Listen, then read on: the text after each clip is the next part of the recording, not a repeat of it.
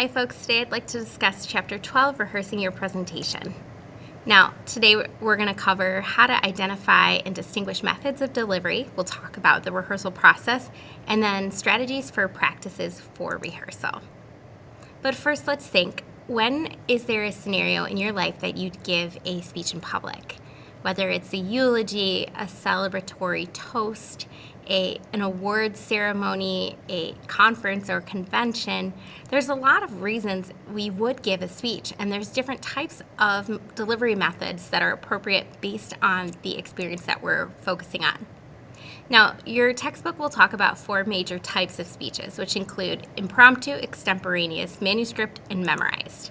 So let's break it down. Impromptu is probably one of the most natural and organic types of speeches that we deliver on a daily basis.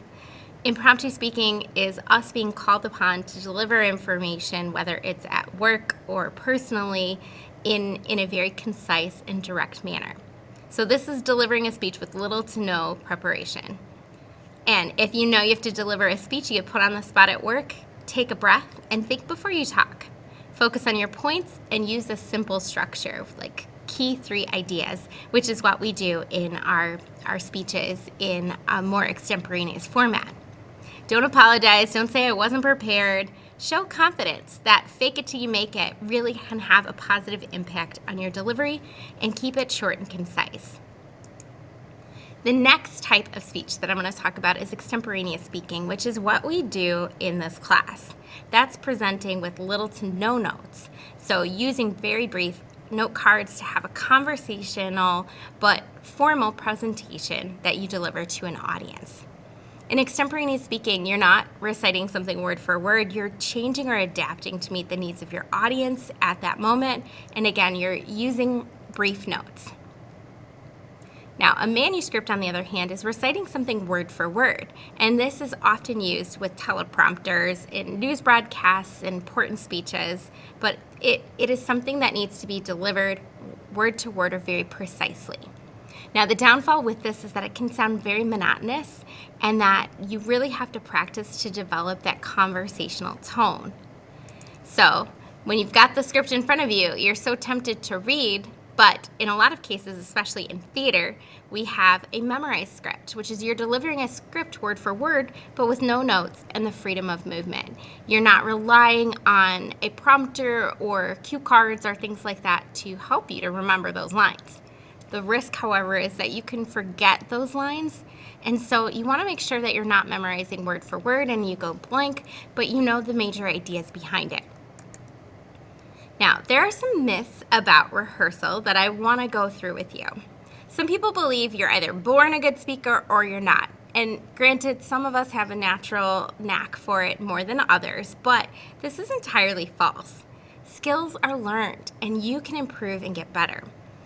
Being a good public speaker is not about being a perfect speaker. It's about being genuine and taking care of the messages that you're crafting. The next myth is practice makes perfect.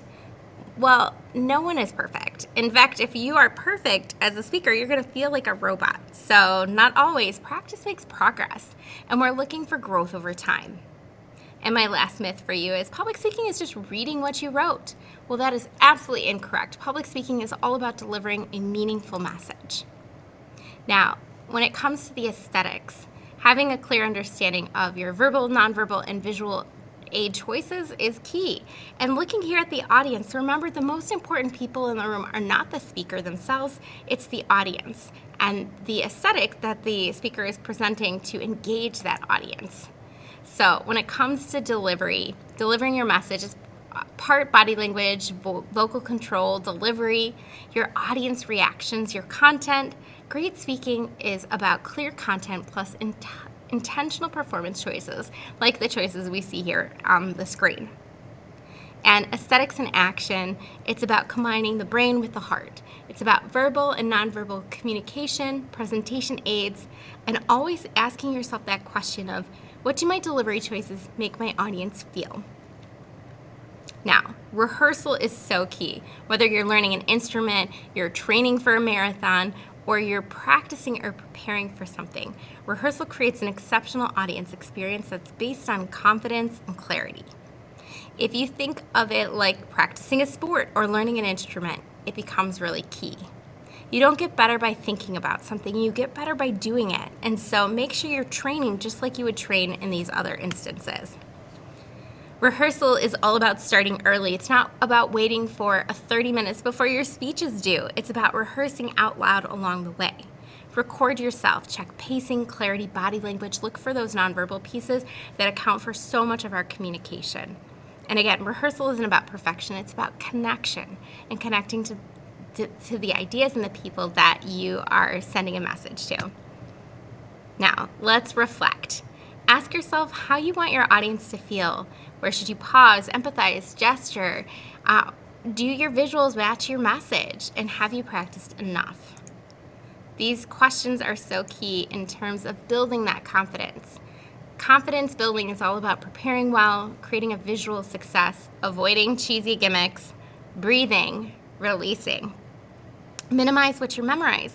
So make sure that you're really speaking extemporaneously in most situations. Practice out loud and customize that practice. So let's take a minute to visualize or to draw what does speaking with confidence actually look like. And remember, if you believe in yourself, you're more than halfway there. So keep working hard, and I look forward to your next speech.